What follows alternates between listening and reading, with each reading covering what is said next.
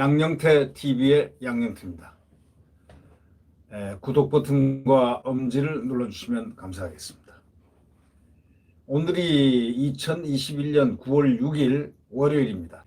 지금 윤석열 고발 의혹, 윤석열이 무슨 사주를 했다 뭐 이런 의혹을 탁 제기를 했는데 느닷없이 옛날에 말이죠. 여러분 기억하실지 모르지만 조선일보가 맨 처음 태블릿 PC 문제를 꺼냈지 않습니까?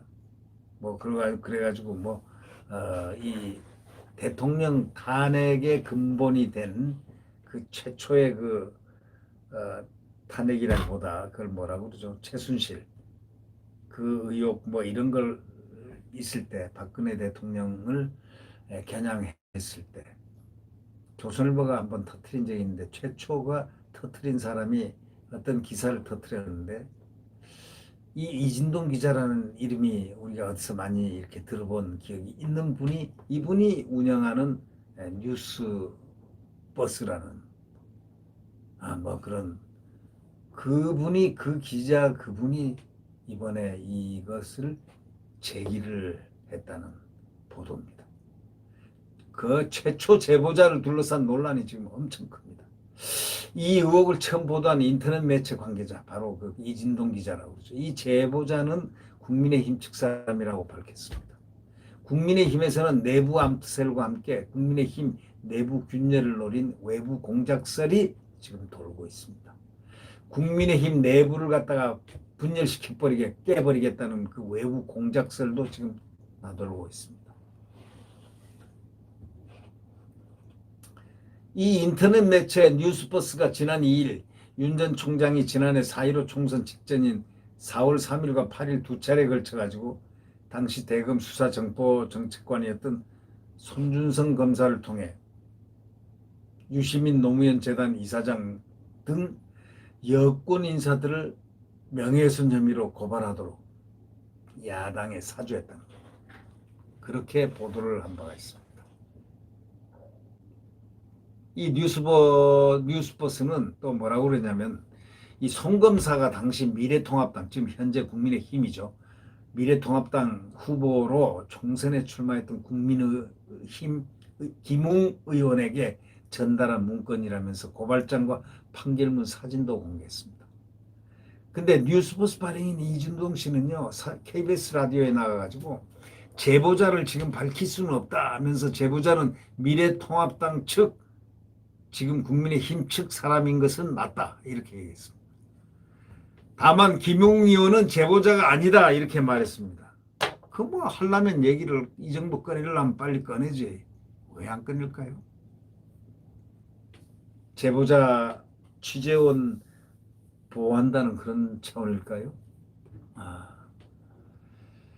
이 김 의원은 지난 2일 입장문을 통해 가지고 현재 문제가 되는 문건을 제가 받았는지 또 누구에게 받았는지는 확인되지 않는다 이렇게 말했습니다. 상당히 아리까리한 거죠. 이 김웅이라는 사람도 아주 이해를 못할 사람입니다. 이 검사 출신인데 아주 이 사람은 누구냐면 유승민 의원의 대변인입니다. 이 김웅은 검사 출신인데요. 검사 내전을 쓴 저자이기도 합니다. 그것이 뭐 텔레비에 뭐 연속으로 나와가지고 유명해져가지고 막 국회의원이 된 그런 길이 아닌가 그렇게들 얘기하는 사람들이 많습니다. 근데 이분이 입장문을 통해 가지고 현재 문제가 되는 문건을 제가 받았는지 누구한테 받았는지 확인되지 않는다. 잘 기억이 안 난다. 뭐 이런 식으로 얘기를 했는데 아니 그거를 왜 그래가지고 어떻게 검사 생활을 했죠? 이 중대한 문건을 갖다가 현재 문제되는 문건을 제가 받았는지 누구한테 받았는지는 확인되지 않는다 이렇게 얘기했습니다. 자기가 받았는지 안 받았는지도 잘 모르겠다는 겁니다. 이런 상황에서 국민의힘에서는 뉴스버스 주장대로 김 의원이 아닌 다른 국민의힘 측 인사가 만약에 제보했다면 대선 경선 국면을 겨냥한 암투가 벌어지고 있다는 것 아닌가라는 말이 나오고 있는 것입니다. 그러자 이제 국민의힘 김웅 의원 등을 상대로 한 당무감사와 함께 검찰의 신속한 감찰이 필요하다. 이런 얘기가 지금 국민의힘에서 나오고 있습니다. 국민의힘 이준석 대표는 당무감사를 할 수는 있지만 당신은 선거 기간이었고 우리 당명으로 고발된 것도 없다. 당명으로 고발된 것도 없다는 겁니다. 문건 생산자 쪽으로 지목된 검찰에서 감사를 통해 빨리 결론을 내야 하는 것 아니냐라고 이렇게 말했습니다. 국민의힘 관계자는 제보 출처를 둘러싼 음모론이 계속되면 당이 혼란에 빠질 수 있다. 이렇게 얘기한 걸로 봐서 이 당을 갖다가 내분, 균열을 시키기 위한 정치 공작이다라는 그런 설도 지금 나오고 있다는 거에 그 문제입니다. 그런 설이 나오고 있다는 거죠. 이런 가운데 일부 국민의힘 대선 주자들은 윤석열 전 총장을 향해서 뭐 사과를 요구하기도 하고 뭐 그냥 이런저런 요구를 합니다. 그러나 지금 그럴 때는 아닌 것 같다 생각됩니다. 이 장성민 의원 같은 분은 말이죠. 좀 말이 좀 너무 셌습니다. 윤석열 리스크란 말을 갖다 꺼내질 않나. 그래가지고 정권 교체 리스크가 돼서는 안 된다. 뭐 이런 식으로 지금 얘기를 너무 오버 패스를 하는 것 같습니다.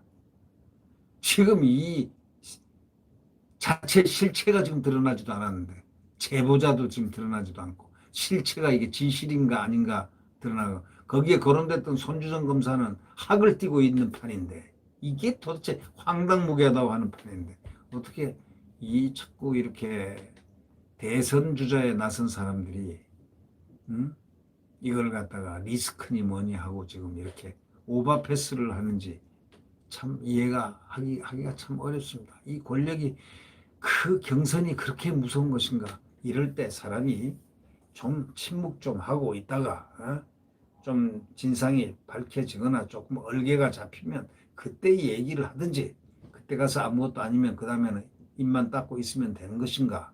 하는 그런 의문도 들 정도입니다. 야권은 최악의 후보에게 붙잡혀 새로운 길을 개척하지 못하고 있다.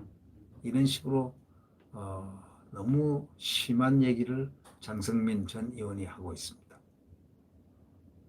누구에게도 고발을 사주한 적이 없다고 밝혔던 윤 전 총장, 이날은 별다른 입장을 밝히지도 않았습니다.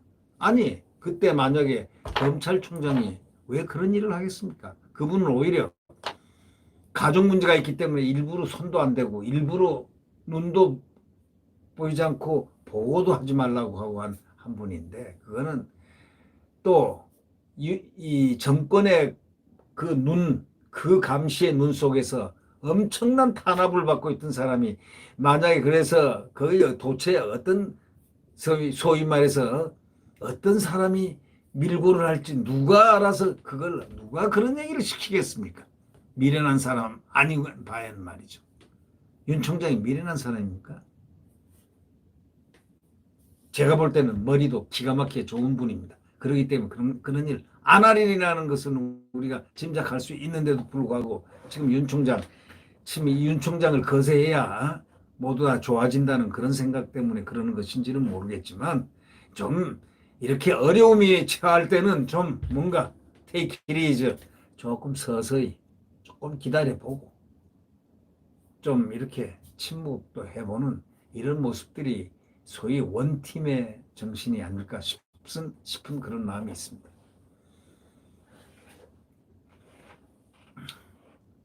윤 총장은 이날 별다른 입장 밝히지도 않았습니다. 국민의힘 관계자는 외부 세력과 내부 인사가 결탁한 정치 공작 가능성도 지금 유심히 지켜봐야 한다고 이렇게 주장하는 주장이 굉장히 많이 올라오고 있습니다. 또 지금이 바로 김대엽 시즌2가 아닌가라는 바로 그러한 이야기. 벌써 정치 공작 잘 알지 않습니까? 한동훈 검사장 검언 유착 만들어가지고 그렇게 떠들고 검언 유착 매스컴에 대고 소리 질렀던 그 추모 씨라는 사람의 그 모습을 우리는 연상하고 있지 않습니까? 자, 시즌2가 또 시작이 된 거 아닌가 그런 생각이 느낌이 들 정도니 말이죠. 김대엽의 시즌2. 네. 그래서 이해창 씨가 그 참 정말 운 나쁘게도 낙마했지 않습니까? 그런 걸 우리는 쓰라린 기억을 우리는 알고 있습니다. 그 정치 공작 무섭습니다.